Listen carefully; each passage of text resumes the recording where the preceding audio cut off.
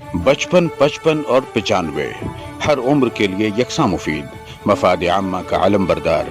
जरूर सब्सक्राइब करें, लाइक करें, शेयर करें और बेल आइकन प्रेस करना न भूलें। रब्बानी द स्कॉलर यूट्यूब चैनल।